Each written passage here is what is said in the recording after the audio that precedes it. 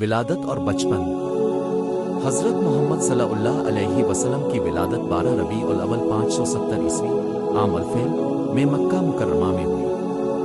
اب کے والد حضرت عبداللہ کی وفات اب کی پیدائش سے قبل ہو چکی تھی اور والدہ حضرت آمنہ کی وفات اب کی عمر 6 سال تھی۔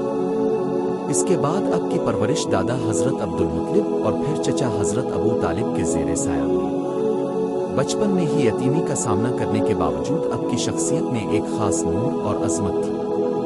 جوانی اور تجارت۔ اب کی جوانی میں صداقت، امانت داری اور حسن سلوک کی مثالیں مشہور تھیں۔ اپنے حضرت خدیجہ رضی اللہ عنہا کے تجارتی قافلے کی نگرانی کی، جس کے بعد حضرت خدیجہ نے اب سے نکاح کیا۔ اس نکاح سے پہلے اب کی عمر 25 سال اور حضرت خدیجہ کی عمر 40 سال تھی۔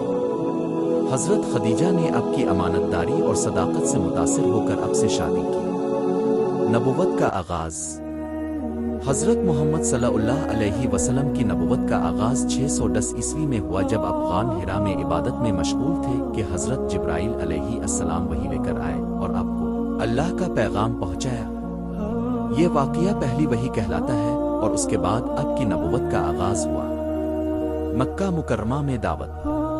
نبوت کے آغاز کے بعد اپنے سب سے پہلے اپنے قریبی رشتہ داروں کو اللہ کا پیغام پہنچایا۔ اس کے بعد اپنے علانیہ طور پر لوگوں کو اسلام کی دعوت دی۔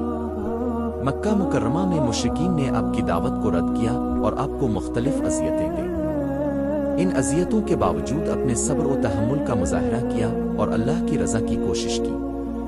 مدینہ منورہ کی طرف ہجرت۔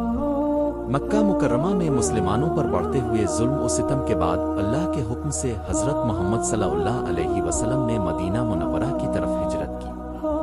یہ واقعہ 622 عیسوی میں پیش آیا اور اسلامی تاریخ میں ہجرت کے سال سے سال شمار ہونے لگے۔ مدینہ میں اپنے مسلمانوں کے لیے ایک مضبوط ریاست کی بنیاد رکھی۔ غزوات اور جنگیں۔